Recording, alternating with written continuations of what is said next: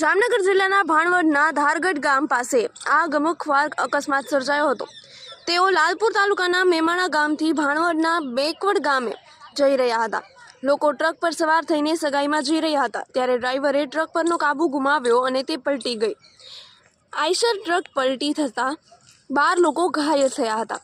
આ અકસ્માતમાં 2 લોકોની હાલત ગંભીર હોવાનું કહેવાય છે। ટ્રકમાં 14 લોકો હતા, જેમાંથી એકનું મોત થયું હતું, જ્યારે 2 લોકોને ગંભીર હાલતમાં સારવાર માટે જામનગરની હોસ્પિટલમાં ખસેડવામાં આવ્યા હતા।